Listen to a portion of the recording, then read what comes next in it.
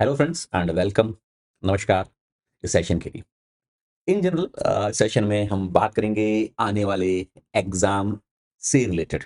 दोस्तों, आपके एग्जाम के अंदर लगभग 10 दिन पीछे बचे हैं और मैं उम्मीद कर रहा हूं कि आपकी प्रिपरेशन बेहतर स्पीड से चल रही होगी।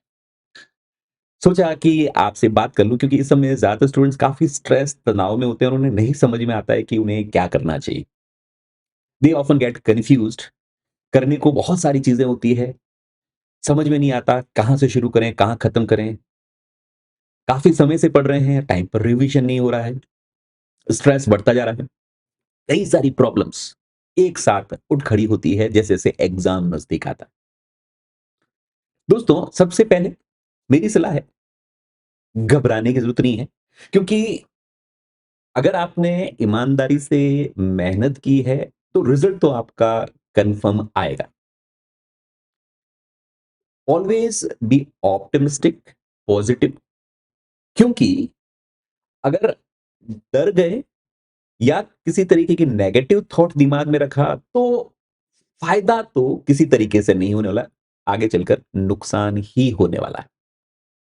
So first, stay positive and वापस 30 मिनट्स में से सोचो कि सिंसियरली आपने कितनी यूनिट को टारगेट कर ली है और उनमें कौन-कौन से टॉपिक है जहां पर आप काफी कंफर्टेबल, उसकी लिस्ट बना लें। यानी लेट्स से आप सेल बायोलॉजी को टारगेट कर रहे हैं, तो आप सोचें कि भाई एनालाइज़ किया आपने, मेरे काफ़ी शॉर्ट वीडियोज़ आ ही रहे हैं, बाकी मेरे टीम मेंबर्स भी बनाते हैं कि किस यूनिट से कौन-सा इंपॉर्टेंट टॉपिक है और अगर तो शॉर्ट्स नहीं देखे तो देख लीजिए उनके अंदर। फिर देखिए कि अगर उस कहा गया है सेल साइकिल के बारे में, कहा गया है साइटोस्केलेटन के बारे में, कहा गया है जीनोम ऑर्गेनाइजेशन के बारे में लेट्स से, और प्लाज़्मा मेम्ब्रेन के बारे में। क्या ये टॉपिक आपने पढ़ लिए हैं? पढ़ लिए हैं, तो उनके रिविज़न नोट्स क्या उसके थ्रू वापस एक बार गो थ्रू हो चुके हैं? बहुत अच्छी बात है। पीवाईक्यू क्वेश्चन्स आप लगा चुके हैं।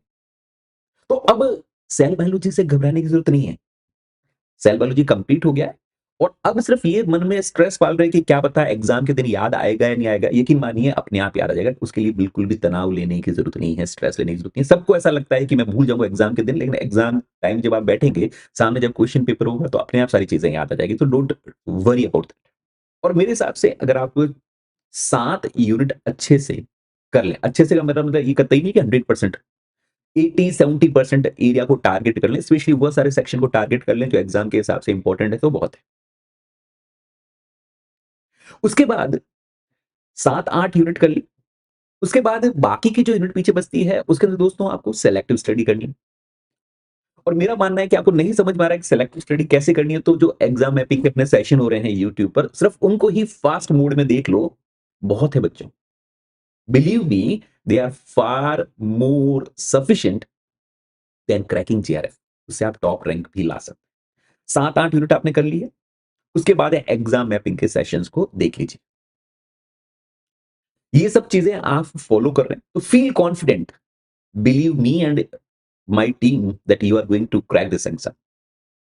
ये सब करने के बाद भी काफी डर लगता है कि पता नहीं किस तरीके के क्वेश्चंस आ जाएंगे। तो उसके लिए एक सीरीज चली रही, मैं आपके लिए लेकर आ रहा हूँ, बायोकेमिस्ट्री ला चुका हूँ, सेल बायोलॉजी ला चुका हूँ कि किस तरीके के क्वेश्चंस इस बार आने वाले एग्जाम में पूछे जा सकते हैं।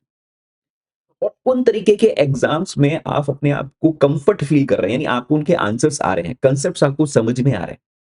It means you are on a right track. आपको घबराने की बिल्कुल भी जरूरत नहीं। दोस्तों, इस दौरान क्योंकि ये सारा सोशल मीडिया का इरा है, इस इरा के अंदर काफ़ी जगहों से कई सारी बम्बार्डमेंट होती है। ये आने वाले समय में सोशल मीडिया से दूर रहें, यानी स्पेशली व्हाट्सएप हो गया या इवन टेलीग्राम है या इंस्टा है, स्नैपचैट है, थोड़े टाइम के लिए।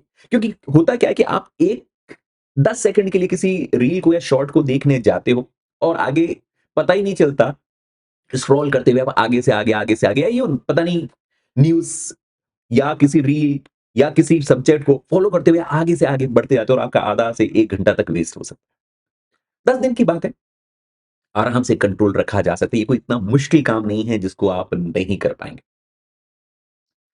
दोस्तों, आपने अपने आप को एनालाइज़ कर लिया। आप यूट्यूब पर आईएफएस के एग्जाम मैपिंग सेशन को ढंग से देख रहे हैं, किस तरीके के क्वेश्चंस आ रहे हैं उन सीरीज को जो मैं लेकर आ रहा हूं 21 क्वेश्चंस उसको आप फॉलो कर रहे हैं,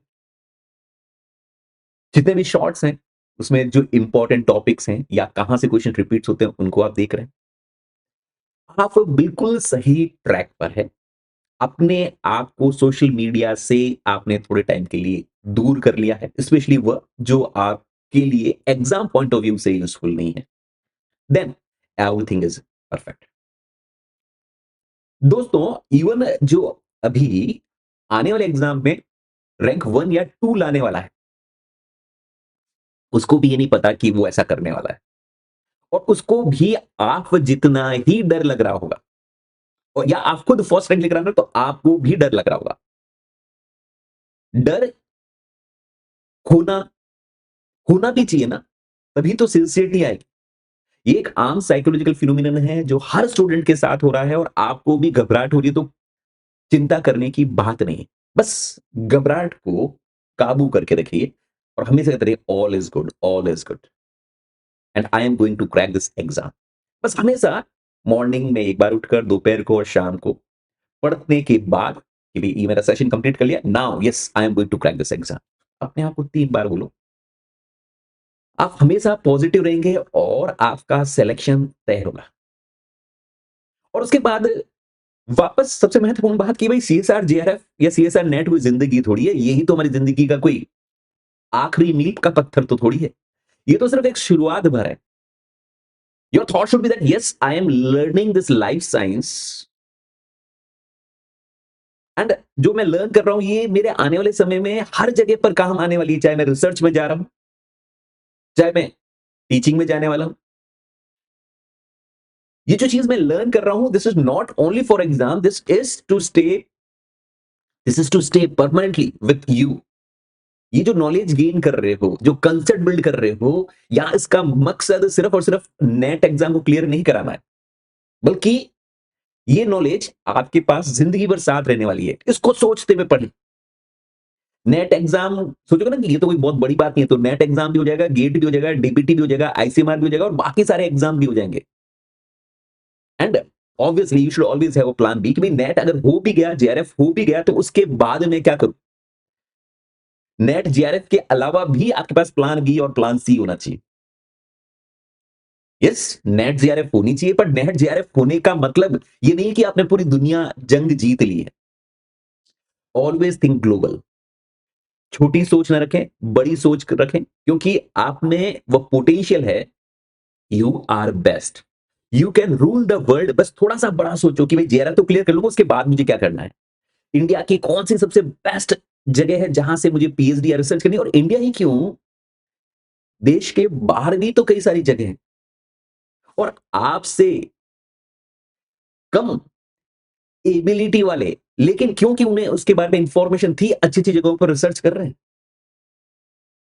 बस थोड़ा सा सर्च करना शुरू करो और देखो, हर वो चीज मुमकिन है जो आप सोचते हो कि यार ये कैसे होता है, वो कैसे होता है। कौन ऑक्सफोर्ड यूनिवर्सिटी में पीएचडी कर लेता है, कौन डेविस के अंदर जाकर रिसर्च कर लेता है, डेविस यूनिवर्सिटी के अंदर ऐसे कौन है जो एमआईटी के अंदर काम कर लेता है। वो आप जैसे लोग हैं, और मैं कह रहा हूं आपसे भी हो सकता है एबिलिटी उनकी कम हो, लेकिन उन्होंने वो रास्ता ढूंढ लिया, क्रैक कर लिया, आप भी क्रैक कर सकते हैं। सो फर्स्ट जेआरएफ, बट उसके अलावा भी प्लान होने चाहिए आगे, क्या जेआरएफ के बाद क्या, क्योंकि जेआरएफ जिंदगी नहीं है, that is not the only. JRF होना एक या नहीं होना, ये आपकी लाइफ की फिलोसफी को तय नहीं करता है।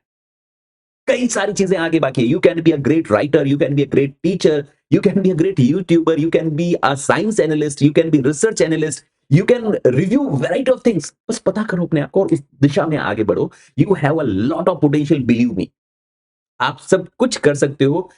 इंसान अपनी सोच से होता है, जो आप सोचते हो आप बनते हो। सो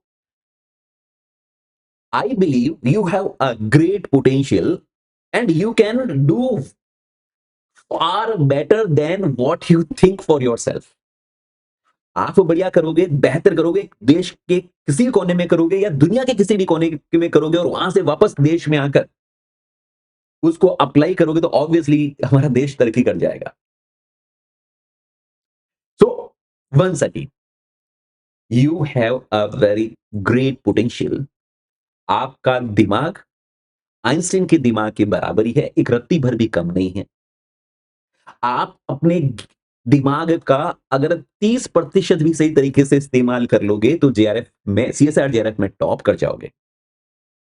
बस सारी चीजों को समेटो, एक लंबी सी सांस लो, हमेशा मुस्कुराते रहो, खुश रहो कि यस, ये एग्जाम तो गया, उसके बाद की बात मुझे ये करना, उसके बाद ये करना, उसके बाद मुझे ये करना, उसके बाद मुझे ये करना, ये नहीं हुआ तो that I have to do this, JRF नहीं हुआ तो मैं ये करूंगा, जेआरएफ हो गया तो उसके बाद भी मैं ये करूंगा, मेरी इच्छा रिसर्च में है, मेरी इच्छा टीचिंग में है, मेरी इच्छा इन दोनों में नहीं है, कोई तीसरे सेगमेंट में, जिस किसी में भी है, उसको उस पैशन को फॉलो करो।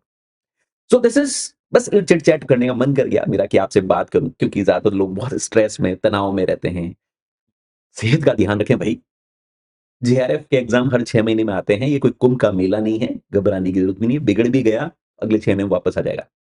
पर इसके अलावा, इसके परे भी जिंदगी है। Okay, so don't take stress, enjoy these upcoming 10 days. मजे लो, आनंद लो, 10 दिन का पढ़ाई का आनंद लो, हर चीजों को समझने की कोशिश करो, ज्यादा से ज्यादा उतारने की कोशिश करो अपने जीवन में, क्योंकि ये चीजें आपको काफी ज्यादा मदद करने वाली। So this is all from my side.